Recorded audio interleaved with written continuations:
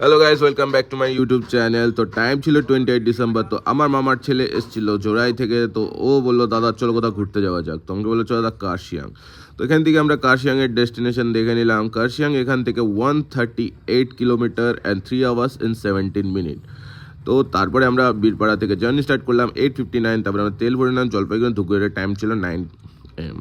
তারপর চলে আসলাম আমরা বানারহাট এরকম ফগি ওয়েদারের সাথে গাড়ি চালানোর মজাই আলাদা গাইস। তারপরে আমরা চলে আসলাম নাগরাকাটা ফরেস্ট, টাইম ছিল 10:02 অ্যান্ড দ্য মর্নিং।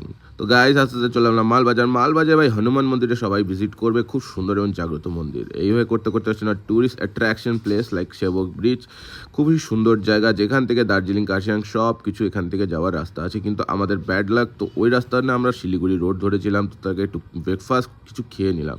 তারপরে শিলিগুড়ি রাস্তা ধরে আমরা চলে এলাম শিলিগুড়ি ডাকপুর, টাইম ছিল 11:48। আর এটাই হচ্ছে কার্শিয়াং অ্যান্ড দার্জিলিং যাওয়ার বেস্ট রুট, আর এখান থেকে খুব তাড়াতাড়ি হয়ে যায়। তো গাইজ করতে করতে চলে আসলাম রোহিণীর উপর নিয়ে একটা সুন্দর একটা স্ন্যাপ নিলাম। তো আমাকে কেমন লাগছে তো একটু বলো, এই স্কার্ফ কি আমার সাথে শ্যুট করছে কিনা একটু জানিয়ে দেবে।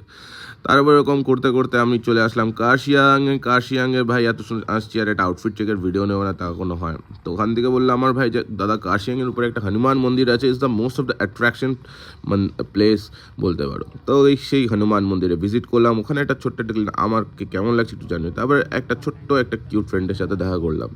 করতে করতে চলে আসলাম আমরা ঘুম স্টেশন, বিকজ কার্শিয়াংয়ে থেকে দার্জিলিং খুব একটা দূর না। তাহলে চল ভাই তাহলে দার্জিলিংয়ে যাওয়া যাক। তারপরে এবং করতে করতে আমরা দার্জিলিংয়ে লিম্বুগাঁওতে পৌঁছে গেলাম 3-4 টাইম ছিল।